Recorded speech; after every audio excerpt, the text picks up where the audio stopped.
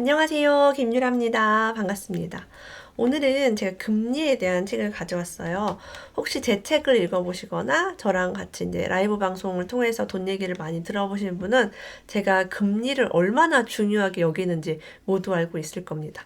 저는 매번 책을 낼 때마다 금리에 대한 책을 꼭 읽어야 되는 경제 필독서로 강조를 하기도 했는데요.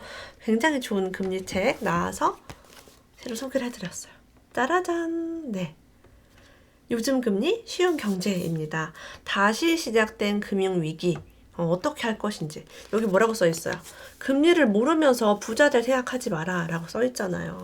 여러분 금리에 대해서 아시나요? 주식, 환율, 부동산, 유동성, 경기 침체, 가계 부채, 신용 경색, 이 모든 경제를 움직이는 금리. 제로금리 시대라고 합니다. 최근에 미국이 금리를 이제 제로금리 수준으로 낮췄어요. 우리나라 역시 지금 0.75%입니다. 사상 최저로 금리가 내려갔어요. 많은 분들이 금융위기가 오고 경제위기가 오면 금리가 폭등한다. 그러니까 대출을 받으면 안 된다라고 말을 했었는데 어떤가요? 금리가 올라갔나요? 아니요, 내려갔습니다. 왜 금리가 내려갈까? 무슨 일일까? 집이 없는 분들은요, 금리가 확 올라서 대출 끼고 산 사람들이 대출 이자 못 내서 집값이 막 떨어지기를 기대하고 있는데 그런 일이 안 생기죠. 금리가 확 올라야 되는데 안 올라요. 왜 안 오를까? 그 금리가 낮아지면 어떻게 될까요? 그런 것들에 대한 전체적인 어떤 이야기가 잘 다뤄 있어요. 이거 새로 나온 책이거든요. 새로 나왔기 때문에 여러분들이 과거에 있는 지식이 아니라 지금 현재 돌아가고 있는 상황을 볼 수 있습니다. 최근 몇 년간 한국의 부동산 가격 급등도 따지고 보면 그 배경에 금리가 있었습니다. 경제가 어려워서 금리를 낮게 유지했는데 이것이 대출을 쉽게 만들면서 부동산 가격을 급등시킨 것이다. 이런 트렌드를 미리 읽은 사람은 부동산 투자로 재미를 봤을 것이고 그렇지 못한 사람은 부동산 얘기만 나오면 속상함에 귀를 닫았을 것이다. 결국 경제의 기본축은 금리이다라고 합니다. IMF 때 빚이 많았던 사람 뭐 때문에 고통받았나요? 대출이자가 20%를 넘어서 30% 육박하니까 너무 힘들었죠. 그래서 금융위기가 오면 뭐 30%, 20%될 거야 라고 했지만 반대로 지금 2%, 3%밖에 되지 않습니다. 왜 이런 상황이 생겼는지, 앞으로는 어떻게 될 건지 당연히 예측을 하셔야겠죠. 자, 금리라는 것은요, 세 금자에 이자 이자 해서 돈에 붙는 이자의 비율입니다. 제가 오늘 썸네일에 이렇게 금 열쇠를 가지고 왔어요. 짠! 금에 붙는 이자라는 뜻으로 가져왔습니다. 네. 돈을 융통할 때 이제 빌리는 가격을 이제 금리라고 해요. 그래서 이것이 굉장히 중요하다. 왜 중요한지에 대해서 함께 이야기를 나눠보겠습니다. 자, 금리를 우리가 어떤 이자죠? 이자로 투자할 때 원리금 비교 한번 해볼게요. 여러분이 만약 저축을 하신다면요. 연 3.6%의 금리로 1,000만 원을 20년간 투자했을 때 원리금을 이뤘습니다. 단리로 했을 때는 1,720만 원. 그러니까 20년 후에 이자를 받는 개념으로 했을 때는 1,720만 원. 근데 매년 이자에 이자가 붙는 이자가 더해지고 거기에 1년을 또 굴려서 또 이자가 더해지는 스노우볼 효과가 일어나면 복리로 했을 때는 2천만 원이 됩니다. 단리와 복리의 차이가 크죠. 그래서 부자들은요. 이자가 생기거나 수익이 생기면 그걸 써버리는 게 아니라 재투자를 합니다. 부자가 되는 비결과 가난해지는 비결은 같습니다. 일단 부자는 저축을 꾸준히 합니다. 돈을 꾸준히 벌고 꾸준히 모아요. 수익이 나면 써버리는 게 아니라 수익을 또 재투자합니다. 재투자, 재투자, 재투자. 이것이 바로 복리의 법칙이고 돈이 늘어나는 법칙입니다. 이 수익을 쓰지 않으려면 어떻게 될까요? 내 근로소득을 따로 만들어서 이 투자 수익 같은 거는 건드리지 않는 전략이 필요하겠죠. 근데 내가 수익이 꾸준히 일어나지 않는다면 이 투자한 것, 뭐 주식 투자든 부동산 투자든 이 돈을 자꾸 빼서 쓸 수밖에 없습니다. 지금 이 책은요, 이제 금리 얘기뿐이 아니라 이제 경제 전반적인 이야기를 많이 다루고 있어서 아주 초보자들한테 좋은 책이에요. 연말정산 때문에 연금 상품 같은 거 가입하시는 분 있죠. 연말정산을 하면 12%에서 15%의 수익률이 발생하니까 가입하세요라고 꼬십니다. 저도 은행을 다녔지만 이런 것들은 이제 꼬셔요. 나는 꼬신 적이 없지만 어쨌든 그래요. 자, 1년 만에 12%, 15% 수익이 발생하지만 현실에서는 이 세금 혜택을 받기 위해서 30년 만기까지 원금을 계속 묶어놔야 합니다. 내가 1년만 투자해서 해지할 수 있는 상품이 아니라는 거죠. 그래서 12%, 15%의 수익을요, 사실상은 30년 동안 나눠서 수익률 계산을 해야 합니다. 별로 효과적이지 않다. 별로 큰 수익이 아니다라는 거죠.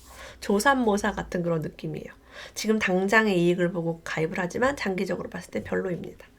요즘은요, 자금 수요자와 공급자가 만드는 직접 금융이 생기고 있습니다. 이것을 P2P라고 해요. 많은 분들이 P2P가 뭐야? P2P가 뭐야? 라고 이제 많이 들어보셨을 거예요. 사채의 개념으로도 볼 수 있겠죠. Peer to Peer의 약자입니다. 기본적으로 이것은 경매 방식을 취합니다. 돈을 필요로 하는 사람이 나의 신용도와 소득, 그리고 빌리고 싶은 금액을요, 그 중개회사 게시판에 올리면 가장 낮은 금액을 제시하는 사람부터 낙찰을 받는 거예요. 예를 들면 김유라가 있고 뭐 김유라 집이 있는데 이걸로 대출을 내가 얼마 받고 싶어요. 빌려주실 분 손 들어보세요. 라고 하면 사람들이 나 몇 프로요? 몇 프로요? 몇 프로요? 하면 저 같은 경우는 가장 금리가 싼 사람 걸 빌리겠죠. 그리고 중간에 있는 이 P2P 회사는 뭘 법니까? 수수료를 받아요. 예를 들면 그 사람은 3%만 받으면 좋겠습니다. 라고 했을 때 뭐 중간에 뭐 2% 그러니까 자기들이 이런 식으로 해가지고 받아갑니다. P2P 예전에 우리 당나귀 소리바다 같은 걸로 다운로드 받았던 프로그램 있죠. 그런 개인 대 개별 간의 거래가 있을 수 있어요. 지금은 이제 은행을 통해서 대출이 한계가 있기 때문에 이런 것들이 앞으로는 계속 생길 예정입니다. 여러분들도 할 수는 있는데 조심해서 잘 신중하게 하셔야겠죠. 은행은 태생적으로 불안한 속성을 가지고 있대요. 은행은 여러분 돈이 많이 있을까요? 돈이 많이 있어서 우리에게 돈을 빌려줄까요? 은행의 존재에 대해서도 잘 나와 있습니다. 은행은 자기 돈이 3천만 원밖에 없을 때요, 예금 등을 통해서 9억 7천만 원을 빌려서 10억을 만든 다음에 그 돈을 대출을 합니다. 그 대출이 떼이지 않으면 아무런 문제가 없지만 대출액의 3천만 원만 내 돈이고 9억 7천은 고객의 예금으로 이제 이루어져 있기 때문에 3천만 원만 이제 떼이거나 대출을 해간 사람이 돈을 안 갚고 날라버리거나 문제가 생겼을 때는 곧바로 자기 자본이 바닥나면서 피해를 주게 됩니다. 내 예금조차도 원금이 없어지는 거죠. 자, 그럼 예금자들이 불안해져서 너도 나도 은행에게 상환을 요구합니다. 내 돈 내놓으세요. 네 은행 지금 불안하잖아. 부도날 것 같아요. 자, 은행은 이에 응하기 위해서 대출을 그럼 다시 대출을 빌려준 사람한테 야, 대출금 내놔. 나 지금 은행 예금자 줘야 돼. 이게 돼야 되는데 당장 회수가 어렵고 인출 요구에 대응하지 못하면 파산을 할 수 있습니다. 그래서 과거에 리먼 브라더스가 그렇게 부동산 부실과 함께 파산을 하기 시작했고요. 유럽에 있는 도이치뱅크가 항상 요즘 위태위태하기도 하고 그렇습니다. 그래서 우리 뱅크런 사태도 예전에 일어났었죠. 돈을 막 빼가는 사태가 뱅크런입니다. 국제결제은행은요, 그래서 자산 대비 자기 자본 비율을 최소 8% 정도는 지킬 것을 권고하고 있습니다. 현재 2019년 기준 주요 시중은행의 자기 자본 비율은요, 13%에서 16% 정도 됩니다. 우리나라 금융당국은 한 발 더 나아가 자기 자본 비율이 최소 12%는 되도록 권고하고 있습니다. 그래서 금융당국 규제보다 높은 비율의 자본을 가지고 있다. 하지만 우리가 예금한 돈 전체를 다 가지고 있지 않다라는 것을 여러분들이 인지를 하셔야 합니다. 호순이체에 대해서 얘기를 할게요. 요건 제가 왜 얘기하냐면 여러분들이 앞으로 이런 상품을 보면 조심하시라고 얘기합니다. 호순이체는 만기가 5년 이상으로 깁니다. 호순이는 말 그대로 순위가 저 뒤에 있다는 거예요. 다른 것들 순위가 높고 얘는 맨 마지막이에요. 만약에 어떤 기업이 부도가 났다, 은행이 부도가 났다, 그러면 호순이체는 맨 꼴찌이기 때문에 돈을 떼일 확률이 매우 높습니다. 과거의 금융위기 때요, 호순이체를 판 회사들이 굉장히 많았습니다. 이거를 금리가 좋다고 산 사람들 매우 큰 피해를 보았죠. 한번 매입하면 5년 이상 상환을 받지 못합니다. 그래서 호순이체를 왜 발행하냐면 은행이 자기 자본 비율이 떨어질 때요, 요걸로 자기 자본 비율을 채웁니다. 굉장히 지금 특이한 개념이에요. 그냥 뭐 이해 못하시면 그냥 아 그렇구나 하시면 됩니다. 상대적으로 5년 동안 갚을 필요가 없는 돈을 자기 자본처럼 활용할 수 있습니다. 제가 자본이 없어요. 지금 거지예요. 그러면 제가 후순위채를 발행해요. 여러분이 저한테 1억을 주셨어요. 그럼 제가 1억을 내 자본이야 라고 내 재무제표에 넣을 수 있는 거죠. 개인에 비유한다면 부모님께 빌린 돈 같은 거래요. 부모님한테 빌려놓고 이거 1억 내 돈이야 라고 하는 거죠. 호순이체와 하이브리드체는 만기가 길기 때문에 은행 파산 시에 주식에 준할 만큼 상환 가능성이 떨어져 상대적으로 높은 금리가 제공된다. 지금 여러분 금리가 거의 제로 금리에 가깝습니다. 이자가 형편없어요. 이럴 때 특히 나이 드신 분들, 잘 모르시는 분들이 은행이나 증권회사 갔다가 이런 호순이체를 구입을 할 수가 있습니다. 아우 안전해요. 아유 우리 뭐 은행이 망하겠어요. 뭐 이러면서 막 사인을 시켜요. 과거에 늘 이런 패턴이었습니다. 사인을 하고 이제 하지 마세요. 결론은 이제 하지 마시라는 거. 여기 이 책에서는 하지 말라고 그렇게 안 나와 있어요. 근데 저는 이제 여러분들 지금 경제가 좀 불안하고 불확실성이 해소가 안 됐기 때문에 굳이 이자 조금 더 받으려고 후순위채와 하이브리드채를 안 하셨으면 좋겠습니다. 요거는 이런 영상을 여러분이 부모님들한테 하나 보내주시면 좋겠어요. 책 안 보시니까. 용어로 외워야 돼요. 호순이체, 하이브리드체를 누가 추천하면은 이거 어머님 저축 같은 거예요. 이러면서 막 사인하라고 하면 안 돼. 그죠?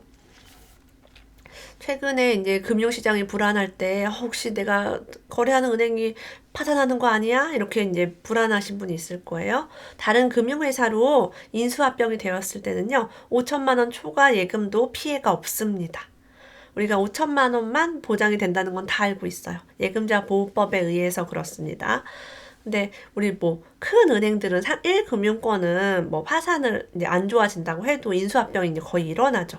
근데 가교 은행에 편입되거나 완전 파산하는 경우는 5천만 원 초과의 부분은 피해가 됩니다. 그래서 여러분들이 금리가 아주 높다고 해서 뭐 제2금융권, 무슨 뭐 신용상호 부금, 무슨 협동조합 요런 데 좀 무슨 조심하셔야 돼요. 그런 데는 이자가 아무리 높다고 해도 5천만 원 이상 넣는 거 불안합니다. 그리고 아까 말한 것처럼 호순이체와 하이브리드체 그런 거 이자 높다고 하지 마세요. 그냥 하지 마세요. 2010년도에 이제 저축은행 사태 때문에 우리나라 난리가 났었습니다. 자, 우리가요, 이제 대출을 받을 때 이제 이자가 개인별로 산정이 됩니다. 신용등급이 높게 유지가 되었을 때, 이자를 싸게 빌릴 수가 있는 거예요. 우리가 집을 산다거나, 뭐 아니면 마이너스 통장 같은 거 만들 때. 신용등급 높게 유지되는 법 5가지 요약을 해보도록 하겠습니다. 신용등급은요, 앞으로 1년 내 90일 이상 연체할 가능성이 얼마나 있는지를 측정하는 것입니다. 대출 받은 이력이 없는 사람들은요, 이 사람이 대출을 잘 갚는지 안 갚는지 기록이 없잖아요. 그래서 일단은 낮은 등급이 부여된다고 합니다. 그래서 대출을 받아서 잘 갚고 있는 사람이 이 사람은 대출을 지금까지 막 엄청 잘 갚았어 라고 해서 등급이 더 높다고 해요. 자신의 소득을 감안해서 적절하게 신용거래를 한 사람이 더 높습니다. 여러 회사와 거래하기보다는 주거래 은행에서 많이 거래하는 게 유리하고요. 그러니까 신용카드를 너무 많이 만들면 이 사람이 빌릴 수 있는 돈이 많잖아요.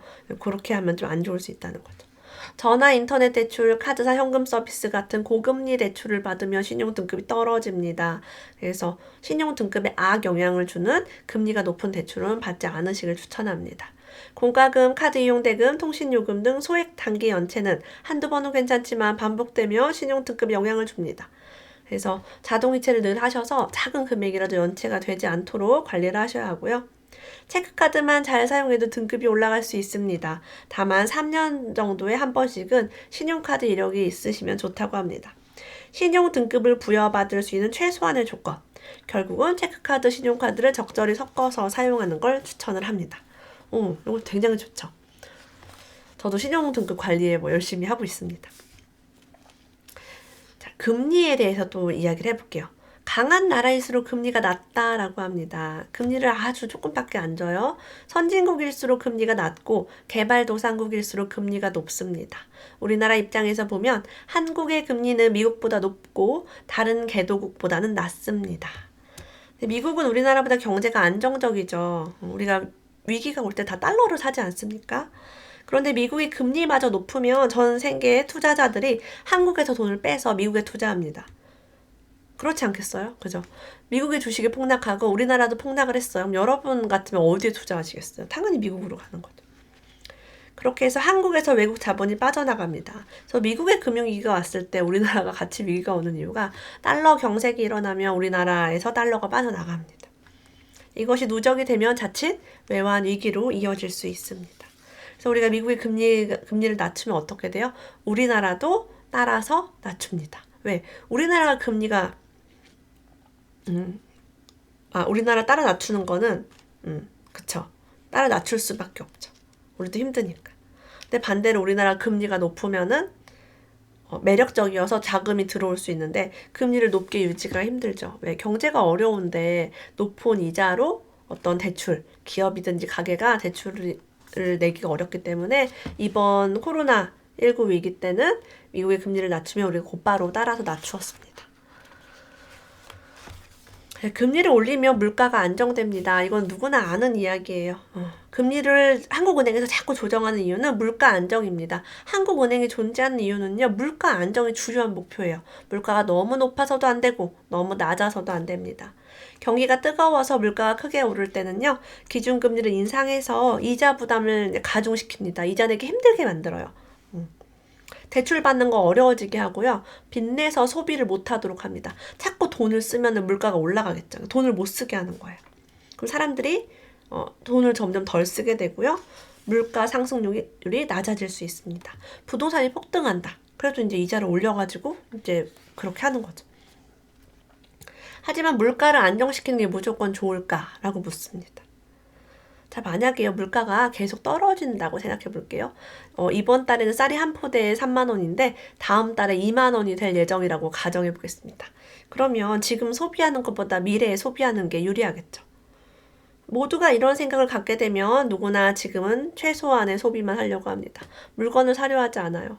옷값이 자꾸 떨어져요. 그럼 여러분 옷을 급하게 사려고 할까요? 안 삽니다. 반대로 부동산이 떨어진다고 예정되어 있다면 사람들이 집을 살까요? 사지 않습니다. 웬만하면 소비하지 않고 물가가 계속 떨어지기만을 기다립니다. 그럼 소비가 위축되고요. 기업은 물건을 만들어도 살 사람이 없게 됩니다. 사재기의 반대가 되죠. 그러면은 소비 침체는 기업 실적을 악화시키고요. 기업의 실적이 악화되면 무슨 일이 나나요? 명예퇴직, 권고사직, 무급 휴가. 지금 다들 그렇죠. 코로나 때문에 일을 할 수 없는 기업들은 무급 휴가, 그냥 회사 나오지 마 합니다. 고용 문제가 악화됩니다. 그러면 우리가 경기 침체가 와요. 왜냐면 내가 수입이 없는데 돈을 어떻게 쓰겠어요. 월세도 못 내고 밥도 못 사 먹고. 그러면 기업이 물건을 만들어 팔 수 없는 상황이 점점 악화됩니다. 그래서 물가 안정이 좋다 안 좋다? 안 좋습니다. 반대로 물가가 오른다라고 해볼게요. 집값도 오를 것이다. 옷값도 오른다. 귀걸이도 오르고 밥값도 오르고 다 오르면 사람들이 빨리빨리 사는 거죠. 그래서 우리 대표적으로 라면 값이 몇 월 며칠부터 오른다라고 하면은 사람들이 막 마트에 가서 라면을 박스로 사옵니다. 평소에 먹지도 않는 라면을 사요. 좋아하지도 않는 라면을 삽니다. 집값이 오른다라고 생각하면 어떻게 돼요? 너도 나도 집을 삽니다. 이렇게 되면 대신에 이제 돈이 막 도는 거죠.